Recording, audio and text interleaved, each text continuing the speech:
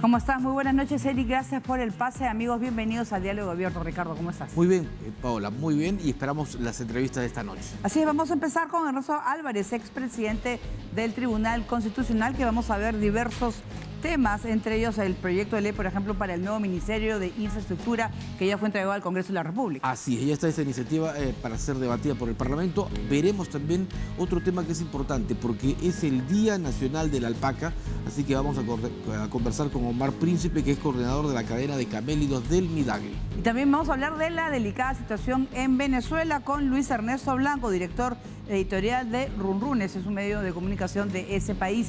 ¿Qué es lo que va a pasar en las próximas horas y si se van a presentar o no las actas de la votación del 28 de julio? Además, también hablaremos sobre lo que ha ocurrido hoy en la reunión de la OEA. De esta manera empieza Diálogo Abierto.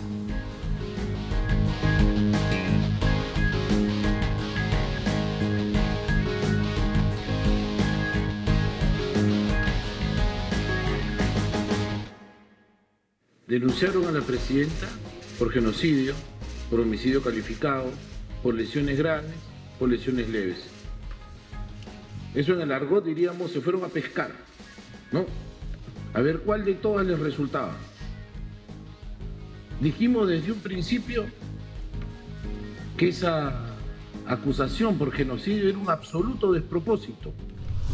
Los empleadores siempre van a estar en contra, porque obviamente eso va a significar mayor esfuerzo del sector productivo, de las empresas. Pero por otro lado también está la posición de los trabajadores, que no les alcanza el sueldo mínimo.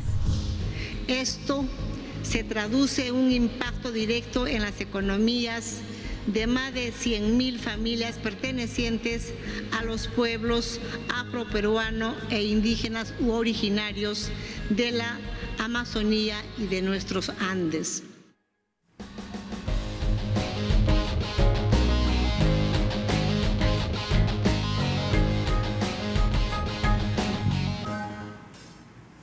Bien, vamos de inmediato a las entrevistas esta noche, Paola, y empezamos con el doctor Ernesto Álvarez, expresidente del Tribunal Constitucional, para analizar lo ocurrido en las últimas horas y los anuncios de la presidenta Dina Boluarte.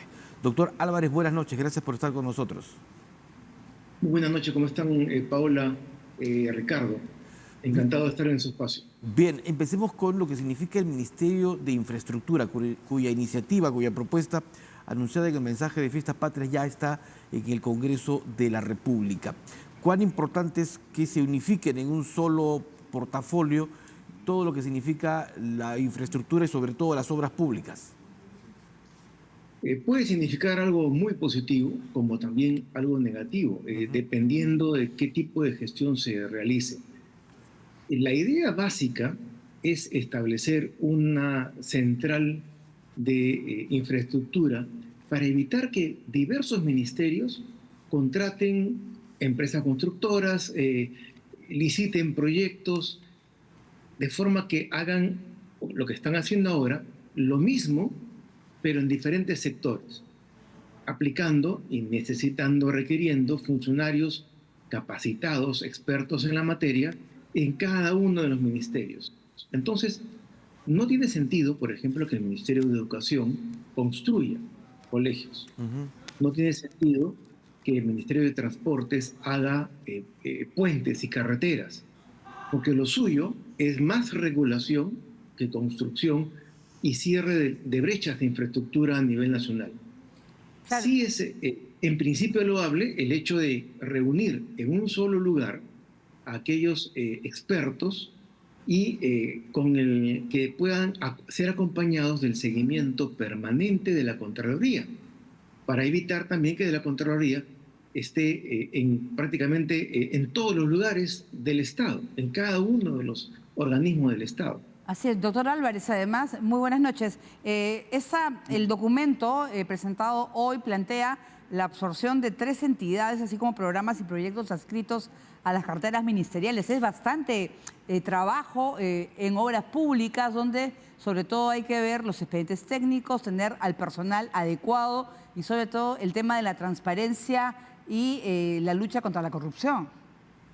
Exactamente. Y para la Contraloría, o sea, para lo que es el control, es preferible que todo lo que es infraestructura esté centralizado. así como ya se hizo, por ejemplo, con las Fuerzas Armadas, de una sola central de compras, de adquisiciones. Lo ideal sería también que en las regiones donde hay un alto nivel de corrupción y al mismo tiempo un altísimo nivel de poca ejecución presupuestal, de desperdicio de recursos, también exista una sola central para viabilizar los proyectos y al mismo tiempo permitir que haya un control estricto del dinero de todos los peruanos. Ahora, sin embargo, hay quienes tienen algunas observaciones o reparos, doctor, porque, por ejemplo, no hace mucho tiempo que se ha creado también esta autoridad para la infraestructura, lo que era la reconstrucción con cambios. Entiendo que el nuevo ministerio va a absorber todo ello, pero sin embargo hay algunas observaciones que podrían generar algún temor frente a esta creación de esta autoridad que no ha tenido los efectos que se pensaban inicialmente. Exactamente, ese es el lado negativo. Si no se señala y si no se dispone de gestores verdaderos, honestos, en este futuro Ministerio de Infraestructura, podría tener el efecto contrario, ser precisamente el nido de corrupción en el cual todos los grupos políticos electorales, todos los personajes políticos que ahora pululan, tengan su botín. O sea, que sea el tesoro de la política. Y como ya hemos visto, normalmente las grandes reformas en nuestro país o son maliciosas, o sea, se hacen para atacar a algo, o son pésimamente gestionadas y tienen una consecuencia negativa. Pero, como le digo, la idea es buena, pero vamos a ver cómo se materializa. No solamente en este gobierno, que es un gobierno, si se quiere, de coyuntura, sino en los próximos gobiernos. Claro. La idea sería que las mejores personas, los mejores gestores públicos, estén ubicados en los partidos políticos serios, programáticos, y ellos sean los que organicen este ministerio. No, claro, y por supuesto que el objetivo son las megaobras y tantos proyectos que también están paralizados en nuestro país. Para muchos eso va a ser más de 2 a 3 meses de discusión quizás en el Congreso, y se va a necesitar un reglamento de organización y funciones. Exactamente. Ahora viene el aspecto más arduo, porque la idea es buena, pero hay que concretarla políticamente, lograr los votos necesarios y luego concretarlo técnicamente. ¿Cómo evitar que esto se constituya exactamente en lo contrario que lo que se quiere? Que sea al contrario, como en época del expresidente Vizcarra, que sea una especie de Ministerio de Transportes, que era apetecido por la peor gente, ¿no? En la época de Vizcarra, en Castillo, y al contrario, que sea un grupo de personas sumamente honestas, capacitadas, expertas, que puedan aprovechar al máximo los recursos escasos, por cierto, del país. Cuando usted hablaba, doctor, de la participación de la Contraloría, ¿se refiere a este control concurrente que tiene que mantenerse obra por obra? Exactamente. Evitar que la Contraloría sea vista por los gestores, por los funcionarios públicos, como una amenaza permanente a su foja de servicios, a su integridad.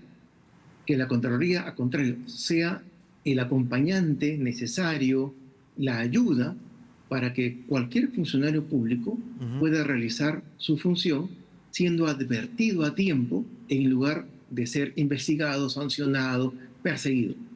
Sí. Doctor, ¿usted cómo ha visto el mensaje de la presidenta del pasado 28 de julio? Hay varios temas, hay diversos temas en varios sectores, pero sobre todo lo que se está viendo esta tarde, el reordenamiento de varios ministerios, fusión incluso de dos de ellos, cambios en algunos estamentos del Estado. El problema es de que ya es un deporte nacional decir qué cosa faltó en los mensajes de la nación, ¿no es cierto? Entonces, Una solución es emplear 5 horas en leer un poco de todo, pero sin considerar el factor político. Este es un gobierno sumamente débil, por cierto, porque es el gobierno de una vicepresidenta, de una fórmula partidaria con la cual se ha roto vínculos. Por tanto, carece del apoyo necesario en el Congreso y tiene que buscarlo tema por tema. Entonces, tener un planteamiento, un programa ambicioso, amplio, como el que ha enunciado, no solamente es fantasioso, sino es muy difícil de realizar. Pero por otro lado, también es cierto que la presidenta necesita una agenda política, imponer una agenda política, porque ya no podemos estar en temas menudos, en temas del vestido, del reloj, de la pulsera. Tenemos que ya entrar a diseñar lo que va a ser el futuro inmediato del país en estos 2 años. Y por tanto, es loable que haya mencionado, por ejemplo, a mí particularmente me gustó el acápite de defensa. El Perú ha logrado la transferencia, los convenios de transferencia tecnológica para hacer los aviones, por ejemplo, los FA-50, que son cazas ligeros, con la empresa Hyundai de Corea. Eso es un anuncio fabuloso, eso ya se conocía días atrás, e impulsar esa industrialización de la defensa nacional es sumamente importante. Pero al mismo tiempo, claro, hay cosas que en educación que posiblemente faltaron, pero que pueden ser rescatadas, como por ejemplo, continuar con la construcción de colegios emblemáticos, como el Colegio Bicentenario, porque es la única posibilidad de acercar calidad educativa a los mejores jóvenes de cada región, porque ya no se puede, en este breve lapso, elevar en general la calidad educativa de todo el sector de educación. Sí se puede hacer un colegio en cada región con los mejores profesores y seleccionar a los mejores alumnos, aquellos que han demostrado capacidad, inteligencia, notas, conocimientos, mediante exámenes, así como se hizo con el Colegio Presidente de la República en Lima.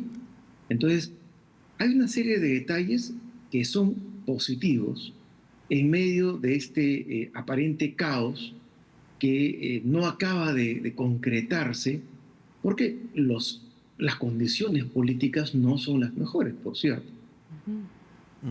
Ahora quedan pendientes algunas reformas en el Congreso, doctor, que ha empezado sus funciones con un nuevo presidente, ¿verdad?, con Eduardo Salguana.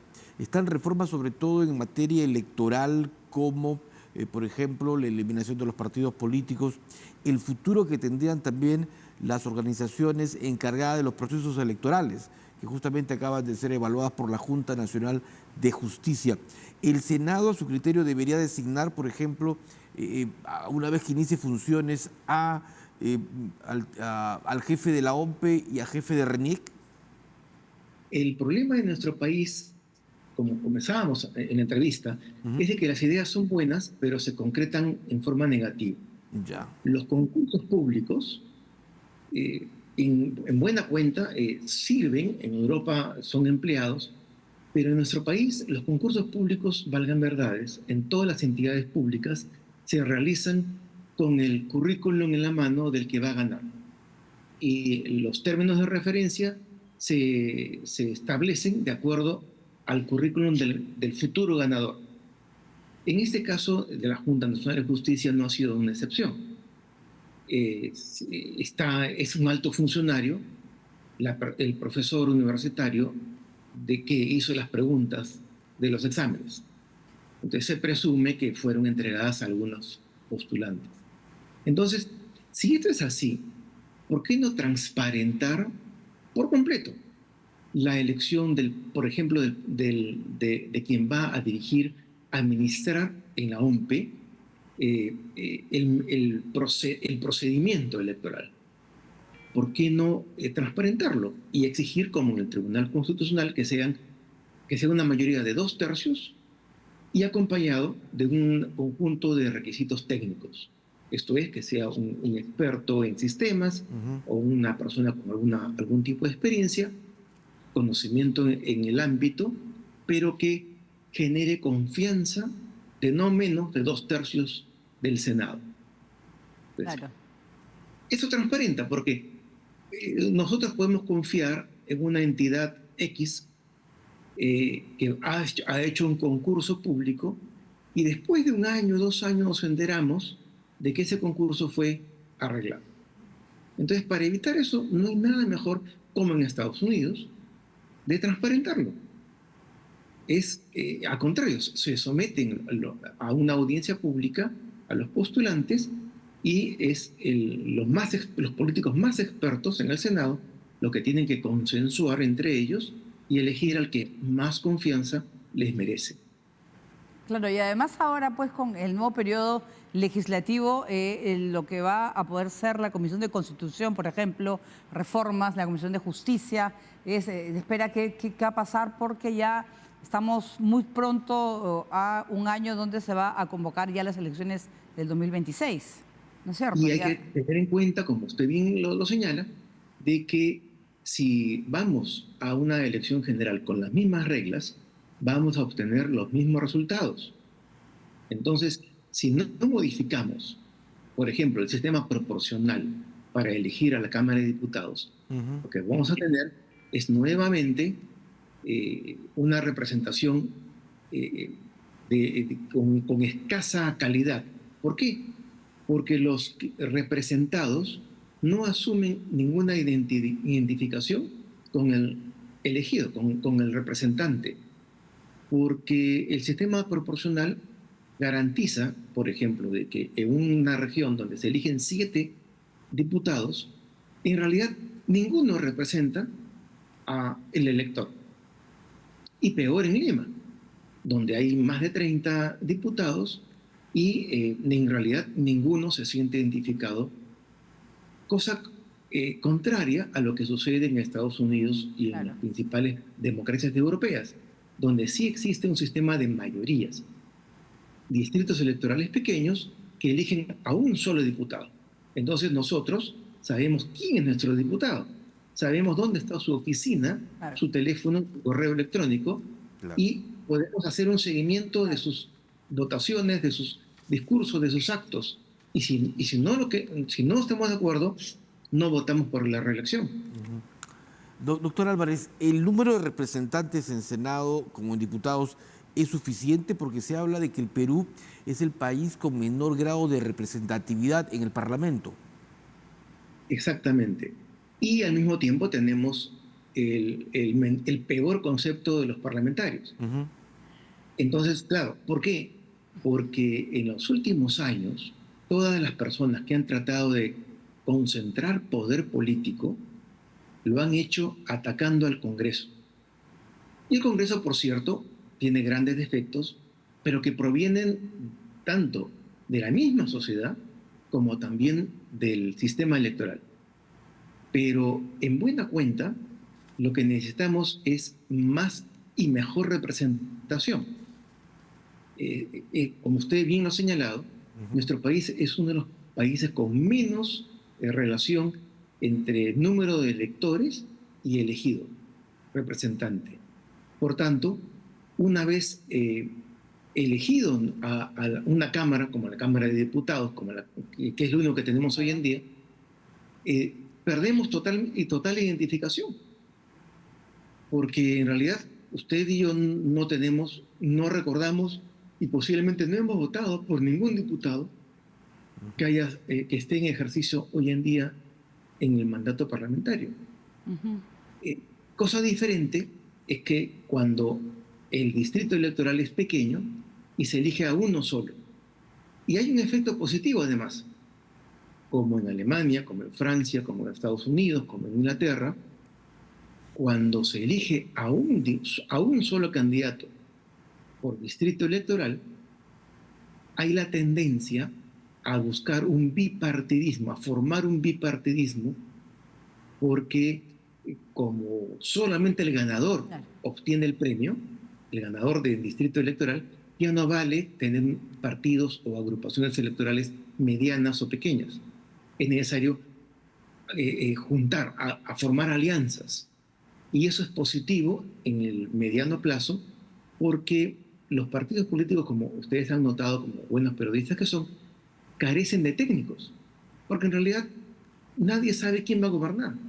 En cambio, en los partidos donde hay en los países donde hay dos partidos grandes capaces de gobernar y no más, esos dos partidos ya tienen los cuadros técnicos en todos los sectores del Estado, capacitados y con programas permanentes, de forma tal que cualquiera de los dos puede ganar la elección y ya sabe el elector cómo van a gobernar y muchas veces quiénes van a ser los técnicos.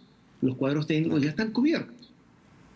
Claro, correcto. Doctor Álvarez, muchísimas gracias. Buenas noches por estar con nosotros y seguramente habrá Muy buenas noches. oportunidad de volver Gracias a conversar.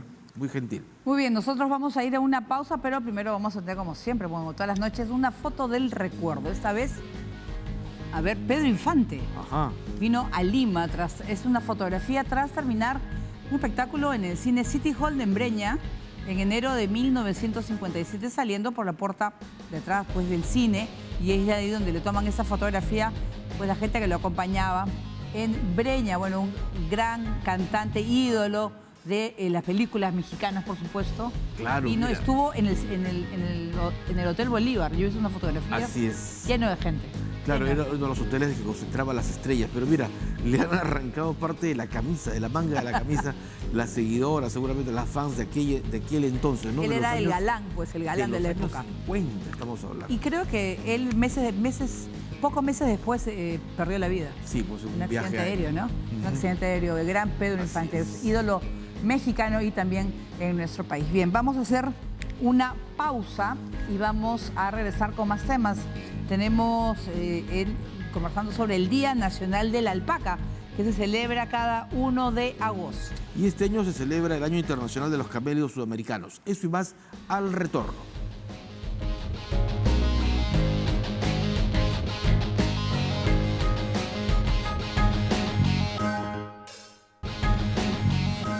Perfecto. Muy bien. Seguimos con las entrevistas y bueno, vamos a hablar que el Día Nacional de la Alpaca se celebra cada 1 de agosto. Tenemos al señor Omar Príncipe Patilla, coordinador de la cadena de camélidos del Midagri. ¿Cómo está?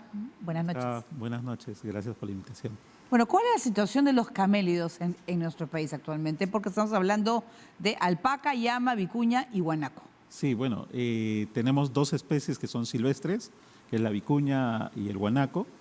En la vicuña, en realidad, somos el país que tiene la mayor cantidad de vicuñas. Guanacos no lo somos, son Ya. los argentinos los que tienen mayor cantidad de guanacos.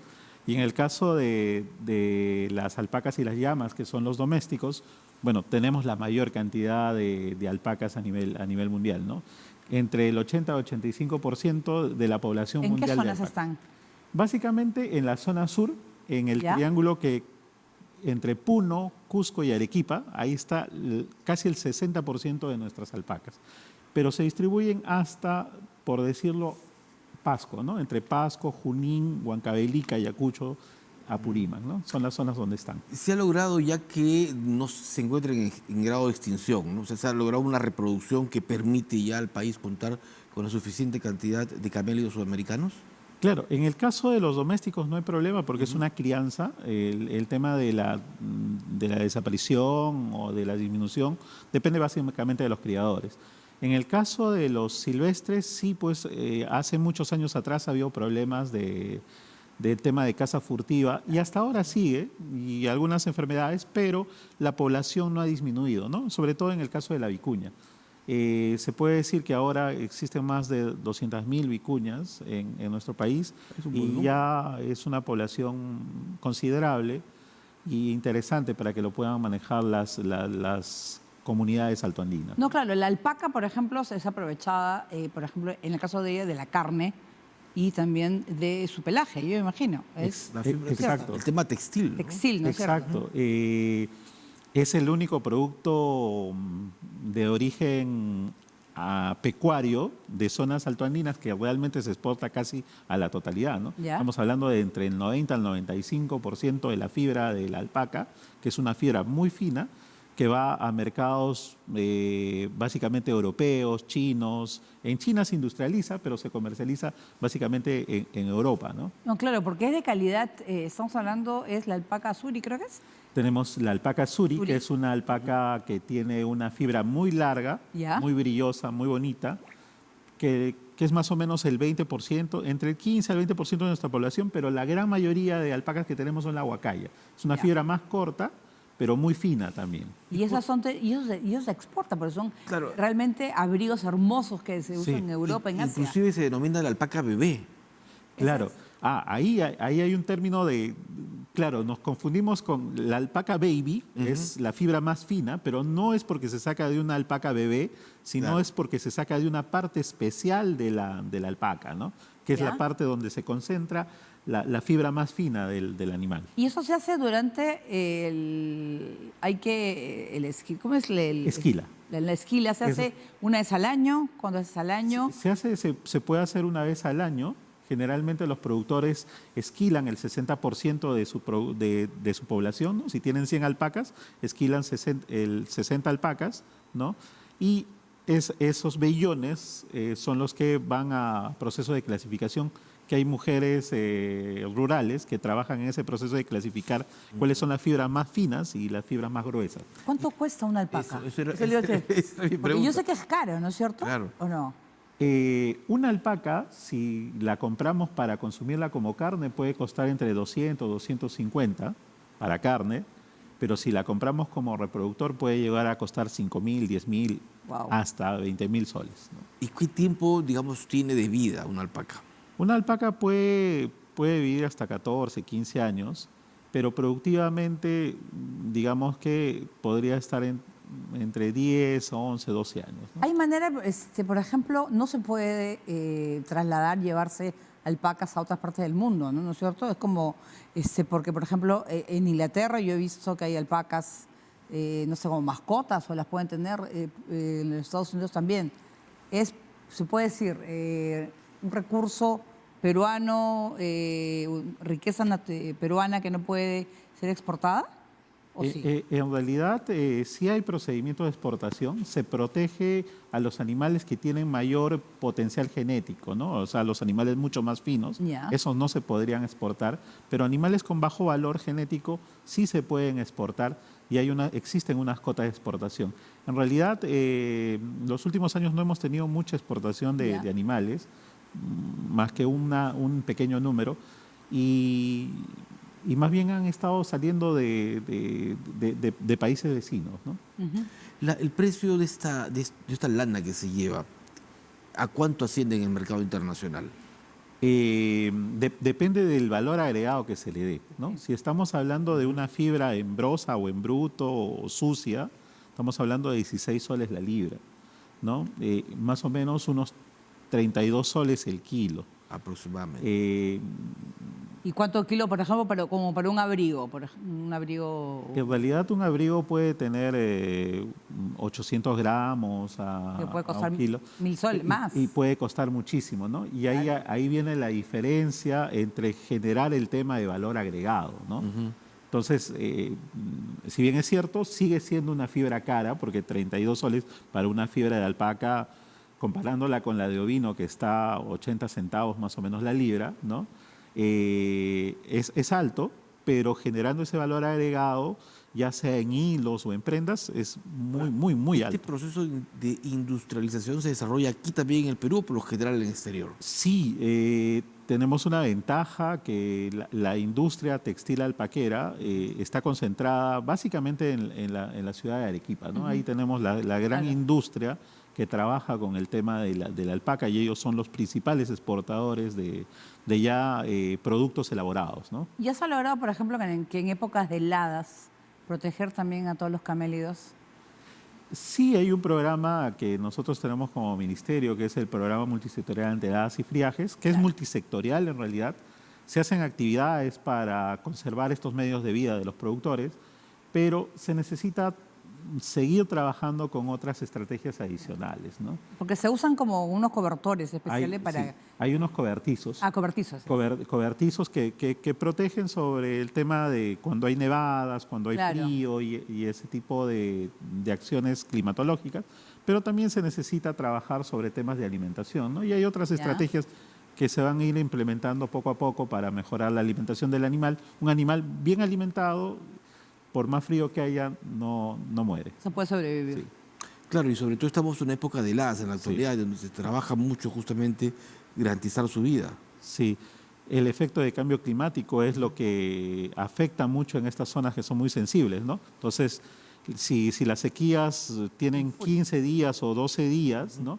Con estos efectos de cambio climático se prolongan y eso hace que haya mayor probabilidad de que puedan afectar a los animales. Pero hay preocupación quizás con alguna población, de repente la vicuña más delicada que la llama o la alpaca, o no. En realidad, los silvestres son mucho más fuertes que los domésticos porque están mejor adaptados a las condiciones sin ningún tipo de manejo.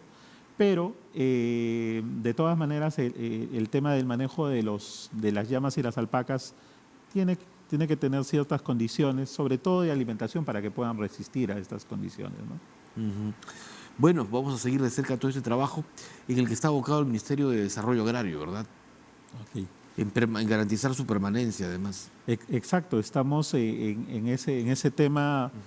No es un trabajo solamente del Ministerio de Desarrollo Agrario, tienen que intervenir también los gobiernos locales, los gobiernos regionales. ¿Y lo están haciendo?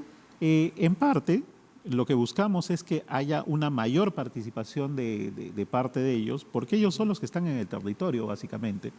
Pero no solamente también los gobiernos regionales, sino también produce, por ejemplo, entra en la parte ya de la industrialización. Claro. Y el MINCETUR entra en la parte del comercio internacional, ¿no? Y de la parte artesanal. Entonces, es en realidad el tema de la alpaca no solamente está dentro del ministerio, sino es todo un trabajo articulado. Articulado, claro. Exacto. Perfecto.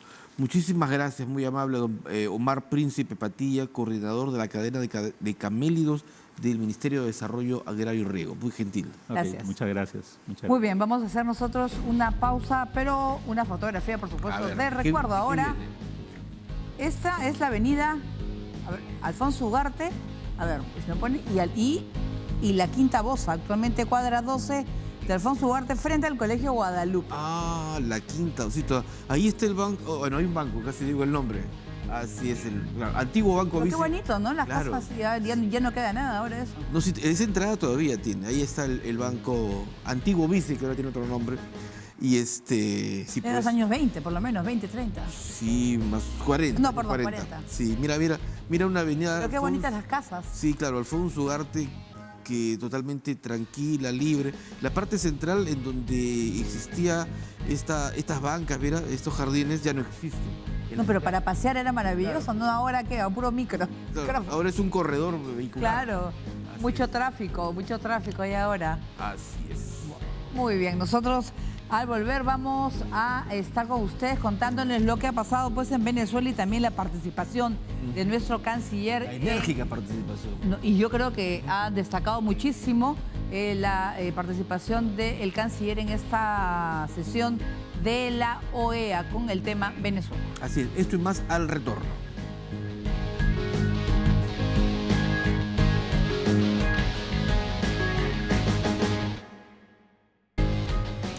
Bueno, la participación del canciller peruano Paola ha sido sin duda altamente reconocida en países como Venezuela porque la defensa irrestricta que hizo de la democracia y sobre todo de lo que constituye la demanda de un importante número de venezolanos que se muestran en las actas ha sido recibida con beneplácito, sobre todo en ese país, quienes se oponen al régimen del señor Maduro. No, y además, sobre todo, hasta la propia María Corina Machado, ella escribió un tuit agradeciéndole a Javier González Olechea por esta participación, pero lamentablemente no se pudo aprobar la resolución, no alcanzaron, pues no se alcanzó el quórum porque se quedó con 17 votos, 11 abstenciones y 5 ausencias. Y eso ha sido, pues, sobre todo criticado por el propio canciller peruano, porque él hablaba de las abstenciones, ¿no? Por ejemplo, de países como Colombia o de Brasil. Él decía, en esa situación hay que mostrar si estás a favor o en contra. Y la ausencia de México.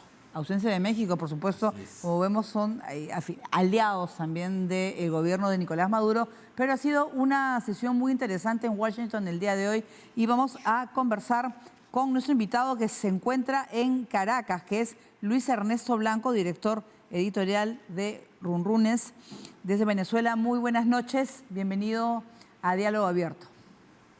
Hola, buenas noches y agradecido por la invitación y por hablar un poco de la situación venezolana a toda tu audiencia. Yo quería empezar con lo de la reunión de hoy de la Asamblea de la OEA, que no se aprobó esta resolución, no se alcanzó el quórum, vimos abstenciones, ausencias de países en una resolución que debió, en todo caso, aprobarse de manera unánime, ¿no? Bueno, sí, el gobierno venezolano siempre en el marco de la OEA cuenta ya con un grupo de votos que le son incondicionales. Los países de CARICOM, los países, las islas del Caribe han respaldado siempre la posición de Venezuela, independientemente de la que sea. La posición del gobierno de Maduro ha sido respaldada por estos países. Ha sido muy discutida la posición o la abstención de países como Colombia, Brasil, sobre todo, por no acompañar la resolución sobre Venezuela. Alguna explicación que hay sobre eso, algunos comentarios que hay tratando de explicar eso, es que ambos países quieren mantenerse como mediadores en la situación venezolana, y debido a eso prefieren no fijar posición porque eso los descalificaría en el rol de mediadores, o al menos esa es alguna de las interpretaciones que se da a la posición de Brasil y Colombia, que en ambos casos han manifestado vía sus cancillerías la necesidad del conteo y del conteo transparente y verificable de las votaciones que se dieron en Caracas, en Venezuela, el domingo pasado. Ahora, Luis Ernesto, una consulta. ¿Cómo va el tema justamente de lo que se demandaba en esta reunión de la OEA? Es decir, que se muestren las actas electorales, que se hagan públicas para contrastar si coinciden o no con las que han sido mostradas por el Consejo Nacional Electoral y si coinciden con las que ha presentado la señora Machado. Sí, lo primero que hay que aclarar es que el Consejo Nacional Electoral a esta hora, ya más de 48 horas casi 48 horas del primer boletín que dio la madrugada del lunes, no ha presentado ningún acta. Es decir, el número que presentó, las cifras que presentó el presidente del Consejo Nacional Electoral en Venezuela, Elvis Amoroso, esa madrugada, fueron unas cifras que no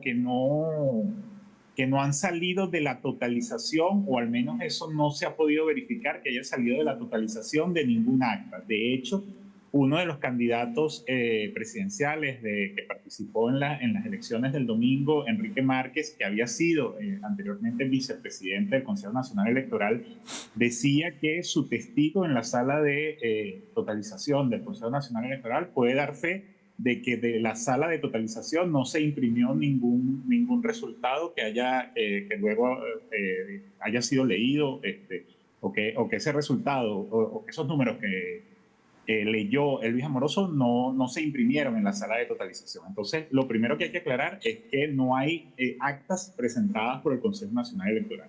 Claro. El comando de la oposición, María Corina Machado, ha hecho un esfuerzo de totalización de las actas recogidas por sus testigos y miembros de mesas en este proceso. Estamos hablando de que en Venezuela había unas 30.000 mesas electorales distribuidas en unos 16.000 centros, y esas actas no son, se ha tratado de descalificar hablando de que son las actas de la oposición. No, en realidad son copias fieles de las actas que emitían las máquinas electorales en Venezuela, y eso en muchos casos se ha podido comprobar por vía de los propios testigos, y han recabado aproximadamente, o dicen haber recabado cerca del 80% de las actas, donde dan unos números completamente distintos a los que dio el Consejo Nacional Electoral en la madrugada del lunes. Y de hecho hay un portal donde están disponibles las actas, donde las personas pueden ver el acta y la totalización que ha hecho de esas actas recogidas. La dificultad que ha habido para recoger las actas es que en la tarde-noche del día de la elección, en el momento del escrutinio, en muchos centros electorales fueron retirados los testigos por el Plan República, por situaciones violentas que se presentaron en los centros de votación, y en algunos casos incluso se le negó la copia del acta de la máquina, como está previsto en la legislación venezolana, que cada grupo participante debe recibir una copia del acta firmada y llevada para ser cotejada por sus comandos. En muchos casos se omitió ese paso, a los testigos no se les entregó el acta, y por eso ha sido la dificultad y que no se haya completado el 100% de la recolección de las actas. Sí, Luis, ahora las elecciones en Venezuela han provocado realmente un terremoto también en todo el mundo. Países que están solicitando la transparencia de los resultados, y Venezuela ha roto relaciones con algunos países de la región, entre ellos Perú. ¿Qué significa eso? Porque al final, por ejemplo, no va a haber vuelos, en el caso de Perú, de Lima a Caracas, no hay actividades consulares que afectan a los venezolanos que viven en nuestro país. Que no son pocos, por cierto. La situación, digamos, es curioso porque estas elecciones, digamos, el esfuerzo de la comunidad internacional para llegar a estas elecciones presidenciales del domingo se debió fundamentalmente a la necesidad de normalizar unas relaciones con Venezuela, incluso independientemente del resultado. Es decir, más allá de que se mantuviera en el poder Maduro, lo que había era como una necesidad de que eso fuese a través de unas elecciones más o menos potables, más o menos accesibles, más o menos verificables por el mundo entero, para, a partir de allí empezar un proceso de normalización con países donde la situación llegó a unos niveles de crispación muy elevados. Curiosamente, el resultado de la elección, ya más allá de que se resuelva el problema del ganador y que se termine de resolver, y ojalá que sea pronto, el problema es que la posición de Maduro en el plano internacional es mucho más débil que lo que era antes del domingo. Es decir, incluso países que eran aliados, simpatizantes o al menos tolerantes con la posición de Maduro han mostrado bastante reserva, han mostrado bastante cautela, incluso se han negado a reconocer esos resultados que presentó el Consejo Nacional Electoral. Y eso, por supuesto, desde el punto de vista de la estrategia del gobierno, el oficialismo acá en Venezuela, ha traído como un cierre, pues se ha encerrado un poco más, se han roto relaciones en este momento con países que se había logrado normalizar la relación, y con dificultades desde el plano operativo primero para esa gran diáspora venezolana que vive en muchos países del continente, y luego para relaciones ya desde el punto de vista consular o incluso desde el punto de vista económico, ¿no? ¿Qué se sabe? El caso de Perú, está el caso de Argentina, está el caso de Panamá y República Dominicana, que también se suspendieron los vuelos y eran las vías de salida natural en este momento hacia los Estados Unidos desde Venezuela, donde tampoco hay vuelos comerciales desde hace ya varios años. Luis Ernesto, ¿qué se espera para las próximas horas? ¿Más protestas? ¿Hay nuevas convocatorias? Sobre todo luego del impacto que ha tenido la reunión de la OEA. Sí, la situación en Venezuela, en Caracas concretamente, pero en el resto del país también, es el día de hoy fue un día más tranquilo, no se presentaron protestas masivas, sin embargo no se descartan que en los días siguientes la oposición insista en llamar a la calle. Lo que ha habido también, y eso yo creo que es importante destacar, una represión desmedida, desproporcionada. Al día de hoy contabilizábamos 17 fallecidos confirmados en las protestas en todo el país, y hay más de 1000 detenciones dicho por la propia Fiscalía General. Perfecto, muchísimas gracias. Son números graves, son números bien delicados en esta Muy bien, circunstancia. muchas gracias Luis Ernesto Blanco, con el tiempo es realmente tirando en televisión, director editorial de Runrune, gracias y saludos por supuesto hasta Caracas, Venezuela. Muchas gracias por estar con nosotros. Bueno, ya no hay tiempo para más. Así es, nos vamos. Nos vamos. Muchas gracias por acompañarnos. Hasta mañana.